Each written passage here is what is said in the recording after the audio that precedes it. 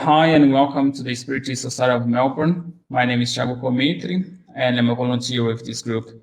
Tonight, I will be sharing my understanding to the topic family relationship under the lens of Spiritism. I'm a student of this philosophy, and what I'll be exposing here is my understanding of this topic, which might be different from other members of this group, as well as from other students of this philosophy. Family relationship. So, first question to start this discussion: how is your family relationship? How is how is that in this graph here? Bad, fair, good? Considering each member of your family, your parents and siblings, even kids, if you have kids, can identify where is the pointer for each of them in this graph. How was it 10 or 20 years ago? Quite different, isn't it? And you know why? Simply because we gain maturity with time. And we just realize that we are becoming old, gain maturity, more knowledge, and our kids and even nephew and nieces, younger people in our lives, we do the same that we did with our parents and our uncles and aunts. So it's natural, right? So my presentation tonight will be based in this book, the Spirit's book, which contains the principles of Spiritism according to the teachings of high order of spirits of high order degrees that was transmitted through many mediums across the world, then received, organized, and codified by Allan Kardec. And also the Gospel according to Spiritism, which contains the explanations of the moral maxims of Christ and in concordance with Spiritism and their applications to the different circumstances of life. Spiritism, this spiritualist philosophy, says that we are individuals with the main objective of progressing spiritually towards perfection, and at the same time being co-creators. I'd like to explore a little bit this statement here. It says that we are spirits. Our soul was created simple and ignorant, and this soul, which is what we really are, is unique in the whole universe. We have an ID, let's say, that is unique. And this individuality remains with us always. So we build this individuality. The objective is to achieve perfection, but how we can do that in one life only? It's not possible. So imagine that since when we was born, we are living here as everyone, going to school, trying to have a good relationship with our family, and we go to the uni after, start in a new job and change the job and make money and build our family.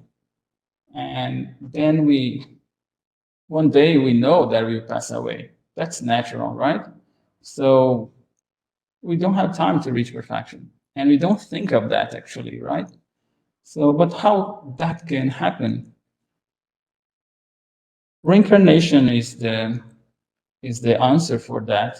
And this concept wasn't created by this philosophy, but is well explained by Allan Kardec and by the spirits in these books. And this gives us, at least for me, a way to see the big picture and to try to understand how the whole thing works. So how we'll be reaching perfection or working on our own development. So since we was created simple and ignorant, and through many existence, so this life we are living at the moment, this corporeal existence is one within many millions of existence. So that will happen until we reach perfection. At the same time, being co-creators, how we can do that? Just by the simply reason that we exist, we are collaborating with this creation, the whole thing, just because we have already some experience, because we had previous existence. And then whenever we are with friends, with our family members, or with colleagues, we can help them with their difficulties by sharing how we could deal with certain situations, for example, or how we can advise someone to go through some problems. So we are contributing with someone else's evolution as well. And of course, thinking of our environment, our planet, and enjoying every moment of our life. Everything was created for us. Just because we don't know yet what is the plan for our spirit, for that thing that was created one time and is eternal. But when we reach perfection, we'll be able to know. So with this context in mind, with these concepts in mind, we can continue with the presentation. So imagine you, and then you have your parents and your siblings. This is your family unit. And here you start your relationship with each of them, the family relationship with each of them. Maybe you don't have a good relationship with your sister or your brother, or you get along with them and you are very good friends. The same with your parents. And sometimes it happens, it's natural. We can have some difficulties of relationship with our parents or with our mom or our dad, and that becomes very hard to deal with. But sometimes when we are getting older and we are doing some reflections of our life, and then one day we realize that we did was just silly things from young people, and we assume that as normal, and then we just think, how silly I was in that situation. I should do totally different. And why I'm not talking to those people because of that. And then we understand and we start thinking of forgiveness, right? And we start to approach them again. But this is just an example that we see even in our family, if not in our family unit, in our extended family. Someone like a cousin and our aunt or our uncle, something like that. But that's well known. But we have our grandparents and our extended family, right? Both sides. And then come more extended when we have our own family and the family of our siblings as well, right? It's pretty nice. And at least for me, I love my family and I love to stay with them, spend time with them, although I live quite far from them at the moment, but it's a good feeling. So I talked about our family unit, but what about our extended family? How is your relationship with your grandparents? What is your relationship with your uncles and aunties and cousins? Then after a while, you probably have your own family. So you find someone to assume as your spouse. And with that, you receive parents-in-law as well, and brothers and sisters-in-law, and you already have a big family. If you consider your extended family, all your uncles and cousins and everyone, it's a big family. And then you just receive a package with your spouse, with your parents-in-law, with brothers and sisters, and sometimes they want to give you advice or come more into your intimacy becomes natural after a while. So, and then you got kids and grandchildren. And then you can think, how will be your family relationship in 10 or 20 years ahead? And how would you like it to be? That brings us this: to be born, to die, to be reborn yet again, and to always progress. That is the natural law. Kardec talks about reincarnation, which is definitely a natural law. Remember that I just contextualized about this concept of evolution, that we were created simple and ignorant with the main objective to reach perfection, and we are all going through many existences to reach perfection one day. So what happened to each existence? We had a family unit. We had parents that gave us the life, right? Open the doors of this world to us. And with that, we had that whole extended family as well. But why we don't remember all that? And why all of this? The reason was stated before: to reach perfection. Why? We don't know. There is a plan that we don't have access to. But to keep in mind that there is a reason for us to be here, and that we will be back here until we reach perfection. Maybe not in this world, but in another place. If you think of the universe, it's big, it's infinite. Science has discovered a little bit, and then we can imagine how many worlds are there, and we could be an inhabitant of those worlds as well. But we'll be always be having family and friends, because everyone is in the same boat. Everyone is trying and doing their best to evolve, right? So if you consider that, we come to Allan Kardec's comments in the Spiritist book about the topic, the need for social life. He says, no single individual possesses the complete range of faculties. It is through social union that individuals complete one another in order to ensure their own welfare and progress. It is because they need one another that they have been created to live in society and not in isolation. So we are now into 2021, and last year was a tough one for everyone, living in isolation for a while, having a life full of restrictions because of the COVID-19 lockdown in the whole world. So again, how is your family relationship?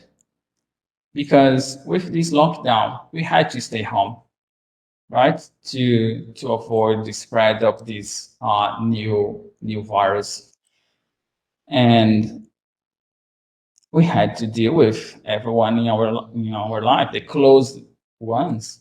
So our parents, if you live with your parents, your spouse, your kids, was a good opportunity to stay together, to stay closer to them, to see what each one, how is the life of each one. I mean, the routine, what they need to do, how they do. Your kids, probably you had to help them with some scholar works, and also your spouse, your partner, you had to share some tasks for he or she to work as well, right? Because everyone is going through the same issue. So after that, I ask, or even through that, how is your relationship with your family being? This time of isolation is interesting for us to think of what Kardec told us here. This social life is a necessity for everyone. As I said before, how we contribute with evolution, or sorry, with the creation, by staying together, by living together, by sharing our understanding of life, or as would you do something or acting something, you are you are you are developing your social skills, right? At work, respecting the order or respecting the decisions of your manager, or the decision of a colleague of you in your work. Just because of that, you are building your social relationship. Even that you don't agree, and you inside you are just very angry, but you have to keep your posture because of respect to the other person. You cannot interfere on that, right? Kardec continues in another topic when he talks about the life of isolation and the vow of silence. The vow of absolute silence, like the vow of isolation, deprives individuals of the social relations that can furnish them with opportunities to do good and to fulfill the law of progress. So, unfortunately, in my viewpoint, there are some people that live in isolation by choice. So they decide to live like that. But if we understand that the whole process of evolution depends on the social interaction, that's against this law, right? When you self-isolate, you are going against the law of progress. When you think of reincarnation and assume that we will come back and you have to evolve, and then we have to work hard to purify ourselves, and then we just self-isolate ourselves and don't want to have contact or interact with people, how will that life add to your journey of evolution? It will be hard, probably not much, and then you just will have more work to do after that. Well, it's interesting how this is a choice of a person. We should respect as well, but that person should reflect of itself to understand what's going on. There is a reason for us to for everything, and to self-isolate there is a reason for. So we are not who we think we are, but in reality a product of a man's existence instead. This image represents the different existence of a spirit. Who were the parents, the brothers, sisters, children in each of these lives? And even for the future new existence or lives, who will be their parents, siblings, and children? We have no idea, but that's the point. We should regard everyone as brothers and sisters and have a good relationship, regardless the level of connection we have with that person. Remember, we are just spirits that are everyone doing their best to reach perfection. So sometimes something is quite easy for me. And for my brother, who is older than myself, he struggled with some things, some situation. And then what I can do is try to help and advise him as I can. But I need to respect because he's in a different level of evolution as I than myself and than everyone. So we are living everyone this world, but in different level of evolution. And what we should do, respect each one and consider everyone as brothers and sisters.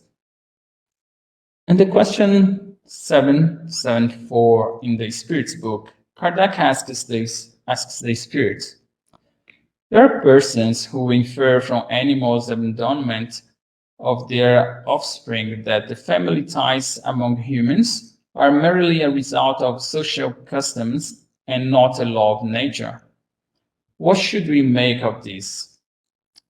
And in the answer, the Spirit says, for humans, there is something beyond physical needs.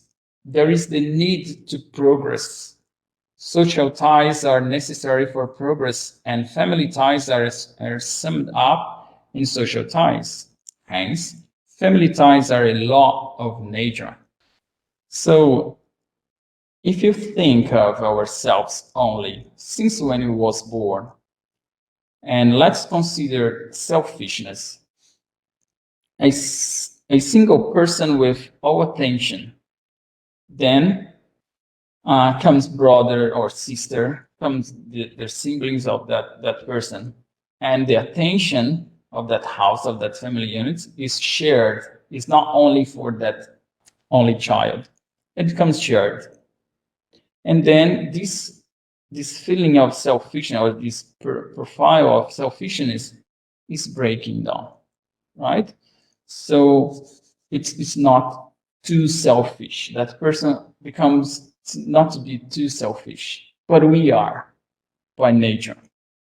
So we are, as we are evolving or growing, we are also developing this behavior. And then we have in our family unit our siblings, and then our attention is already shared. And then we got our family, we got married maybe, or we got a partner to share our lives. Is someone external to share our lives, to share our thoughts, to share our actions, to share everything from us, right? That's supposed to, at least.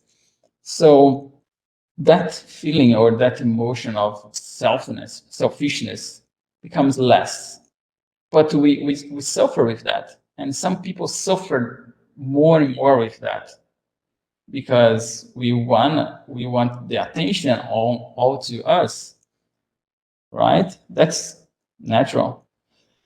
And we start to reading off this feeling, this emotion. And then we maybe have kids. And then what we'll be teaching them to share, not to be so selfish, right? It's natural.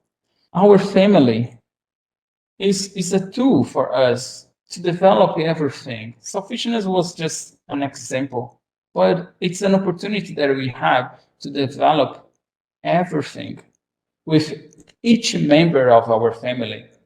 So everyone is a spirit um, trying to do their best as ourselves, building or working on our in their own path to evolution, to achieve perfection. So even having some issues within our family, there is a love that is built up inside that unity that is quite strong, right? So if we just get a fight with our brother or our sister, after weeks we are okay, we are good, right? Because there is a love there. Sometimes the relationship it's not too strong, but because you are from the same family, there is something special there, right? So these social ties, let's say, helps us to keep these links very strong. Imagine what each member of your family is going through at the moment as a human being. So they're going through difficulties, some problems. Like if when I talk to my brother, I don't know why, but he's always with a new issue. And then I give him some advice and I try to explain what I would do in his shoes. But that's normal, that's family, right? So we learn with them as well. And we can just try to help. And because it's family, you'll not be upset.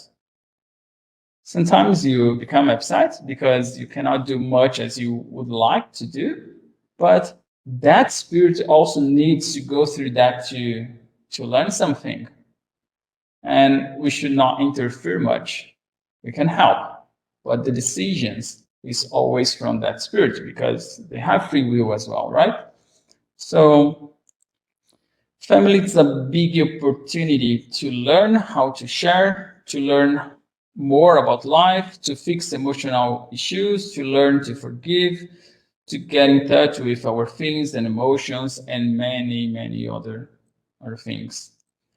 It's okay to when we understand this because as everything evolves, as we evolve, the world evolves, humanity evolves. If you look 50, 100 years back, the society was totally different. People used to think differently. We didn't have mobile or laptops, right? So everything evolves. And our parents, everything they did to us was the best they could do. We should understand that, to accept and to forgive if it needs to be done. And also, we are doing differently now with your kids or with kids that live with us. And for sure, in the future, they will be doing totally different than we did with them. And we know that we are doing our best, right? So that's natural. The law of progress that's implicit in everything. So let's be grateful for our family. That's the opportunity we have to evolve ourselves and to become a better person in the society. Let's try to see the big picture. How? Self-awareness. The main objective of human beings is to evolve spiritually towards perfection. But how can we do such a thing?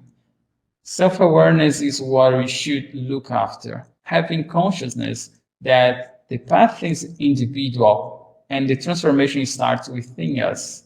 Our family is a tool for that. I have to build my own path. I have to transform myself because doing that, people that live around me at work, at uni, if you go to the uni, at my home, my friends, they will see this change in myself.